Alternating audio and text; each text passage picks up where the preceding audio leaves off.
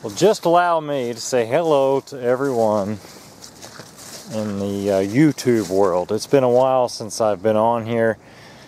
I tell you, life has taken a lot of twists and turns for me, really over the last 2 years. In the last few months, I lost my dad.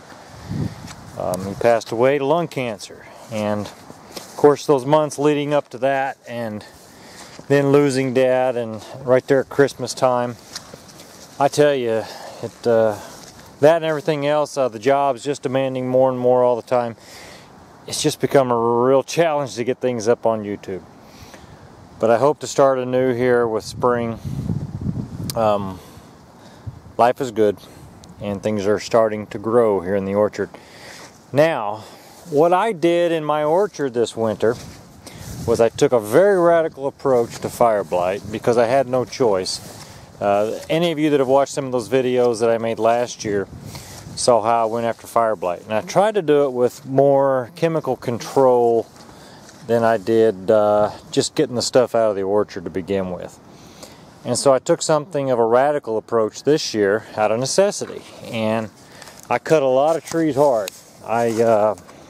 I got rid of, this is a new planting here, several of them, but I got rid of a lot of trees. This was a big tree right here that I just cut down. It was blighted, planted a new one right there. It had to be done. It's ugly, and it's my fault to begin with for letting fire blight take over like it did. And I'm not going to spend a whole lot of time crying about it. You can see what stage we're at right now. What I did was cut down trees. I removed limbs, branches, anything. I scoured every tree for fire blight. And you can see this tree right here and what's happened to it. It's a very oddly shaped tree, and it's an odd tree anyway. It's got freedom branches on the bottom, a Jana Free branch, Golden Delicious up here. But I'm going to graft that top to a different variety and have some fun with it. But this tree was a Golden Delicious and was absolutely covered up with just little bits of fire blight everywhere, small cankers all over. And this was about the only approach I could take without just cutting the whole tree down. Any cankers that were left in this tree, and this is indicative of everything I've done in the orchard this winter, I went through with a knife and I cut them out. If I just felt like I had to keep the scaffold, I cut the fire blight out. I took a copper, I made a paste out of copper, smeared it on there. When it dried, I put a pruning sealer over the top of it, so that copper stays in there. And you can see flower buds starting there. So that copper stays in there for this time of year. The tall spindle is wrecked. I mean, completely wrecked with fire blight. Jana Mac gone, Ginger Gold gone, Palm Grist gone, Sweet 16's gone. Jana Golds I kept around, but you can see the shape of the trees are just horrendous. You know, it's a choice, and I'm not in this commercially, so I made the choice to deform the trees. This is not what you want on a tall spindle, because you need your trees by this age to be producing, slowing down that vegetative growth. I don't have that. Crimson Crisp I could basically leave standing, and I did. I've got a couple of them here. Honey Crisp did pretty well to fire blight. We'll look at that in just a minute. And here was just a nasty looking spot. That black you see in there is me. That's pruning sealer. That's not fire blight. But I scraped away anything that remotely looked like fire blight, put a copper paste on it, and sealed it up. Just not taking any prisoners for this spring. And here's the Honey Crisp, and here's Honey Crisp. Honey Crisp did really well with fire blight. A Newtown Pippin had 3 of them right here. As you can see, they're gone.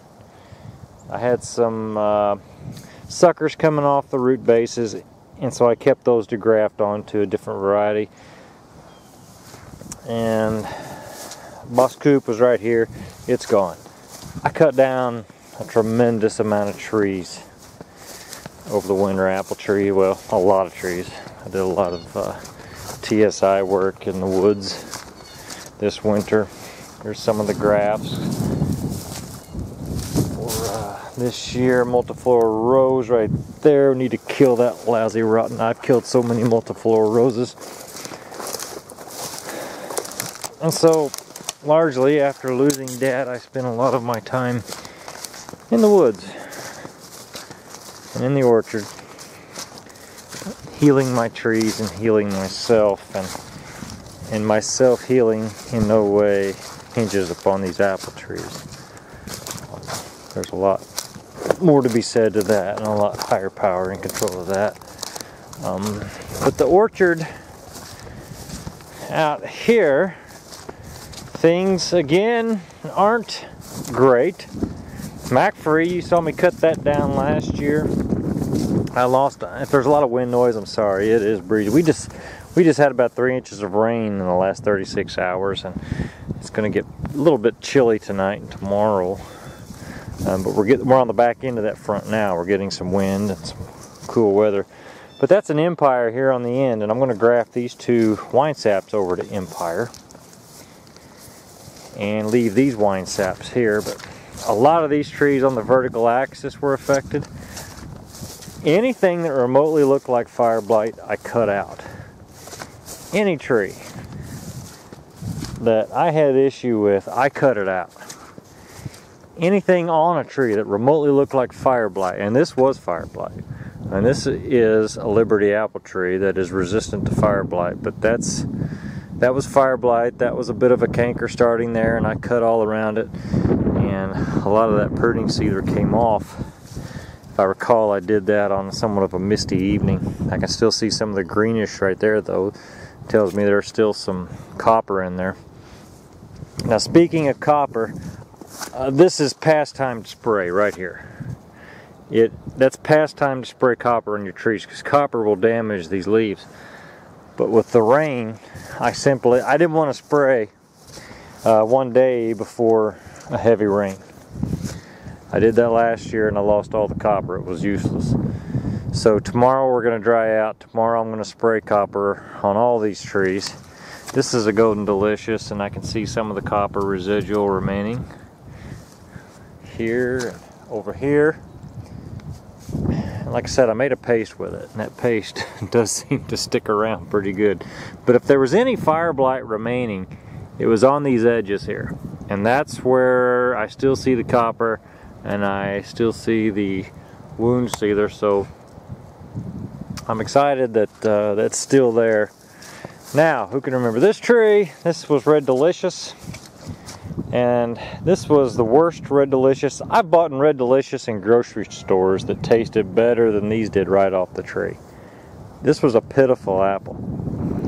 So, no explanation needed. You see what I've done to it, and I'm going to graft this over to Liberty. I believe I'm going to do Liberty. I've got a Liberty going right over here that I grafted last year on this Jonathan.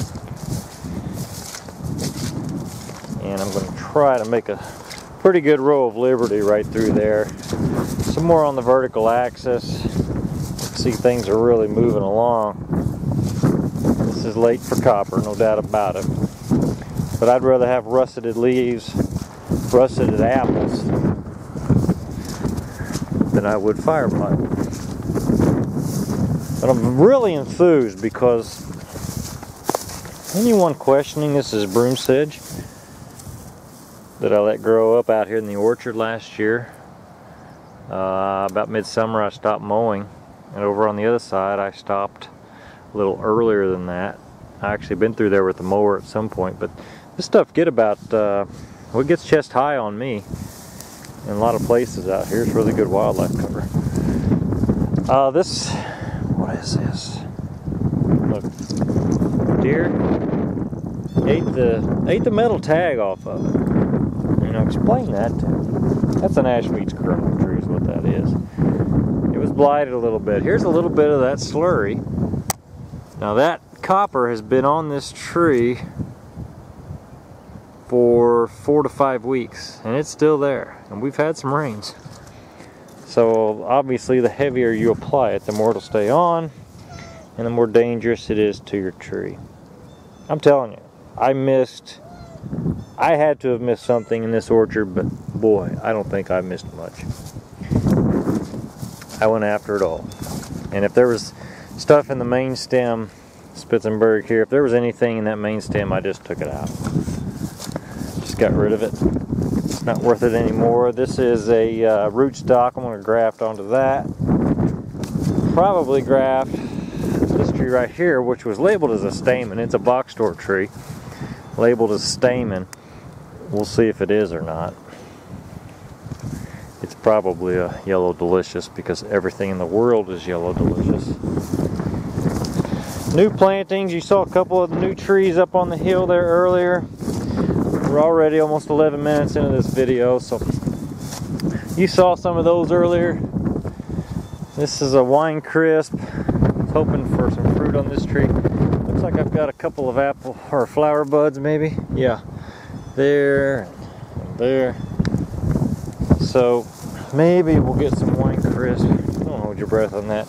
A couple new plantings. This is a King David on 111, and this is a King David right here on 111, just to fill up this row. So a good 15 or so trees right over here across the way.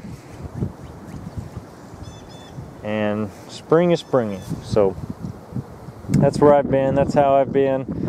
I've been following a lot of you silently. I've had a lot of trouble with the computers and YouTube, and not enough time to sit down and figure out everything that's going on. I'm not a computer whiz. I do good to run this video camera and grow an apple tree now and then. But how do you like the broom sedge? I've got a couple rows here I mowed last year. I put little blue, or a big blue stem in 2 rows, and that should be a solid row of big blue this summer. Give me some taller height for deer that like to travel from this direction to this direction, and I like to sit right up there when they're traveling those directions.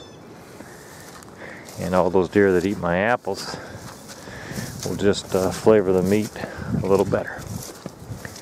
So that's where we stand.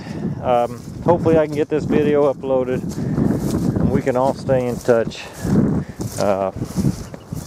Kent Eddie, spring will be up in Michigan soon. All of my friends. Nova Scotia. I bet it's cold in Nova Scotia. Hey you guys, spring's coming. And I hope to see you soon on YouTube.